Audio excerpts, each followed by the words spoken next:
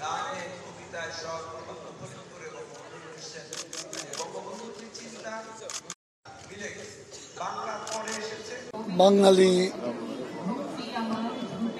জাতীয়তাবাদের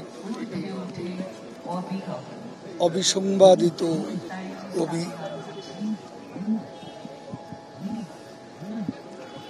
অসাম্প্রদায়িক চেতনার কবি, বিদ্রোহ বেদনার কবি, যৌবনের কবি কাজী নজরুল ইসলাম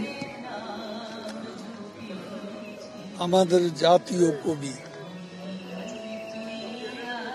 জাতীয় কবির জন্মতিথিতে আমরা যে কবিকে বঙ্গবন্ধু স্বাধীনতার পর বাংলাদেশে এনেছিলেন এবং বঙ্গবন্ধুর পরিকল্পনায় তার মৃত্যুর পর ঢাকা বিশ্ববিদ্যালয়ের এই সবুজ চত্বরে তাকে সমাহিত করা, কিন্তু সেই বিজয়কে সুসংহত করা এখনো আমাদের অনেক কাজ বাকি। বিজয়কে সুসংহত করার পথে বিএনপির পৃষ্ঠপোষকতা, বাংলাদেশের কিছু সাম্প্রদায়িক অশুভ শক্তি এরা তৎপর।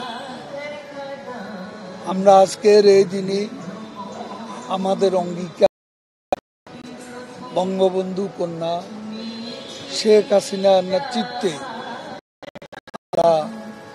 সাম্প্রদায়িকতার বীজ বৃক্ষকে সমূলে উৎপাদিত করে অসাম্প্রদায়িক বাংলাদেশ গড়ব, এবং সেটাই হবে নজরুলের প্রতি আমাদের শ্রদ্ধাঞ্জলি নিবেদনের সার্থকতা।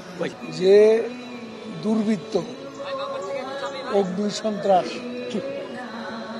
খুন করে, অস্ত্র ব্যবসা করে, অপরাধীকে অপরাধের মানদণ্ড, তাদের জেল জুলুম হয়, তাদের বিরুদ্ধে মামলা হয়। এখানে কোনো বিএনপি বা কোনো দলের ব্যাপারে আমরা নির্বাচনের পর নতুন করে আমরা কোনো চিন্তা ভাবনা করিনি।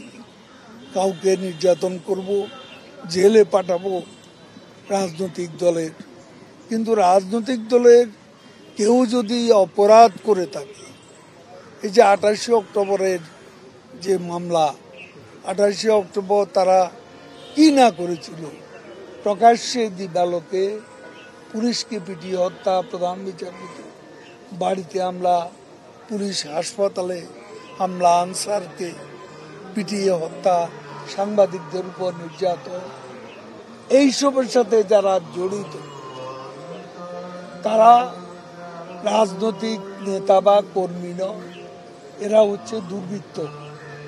এই দুর্বৃত্তদের শাস্তি করতেই হবে জনস্বার্থে, জাতীয়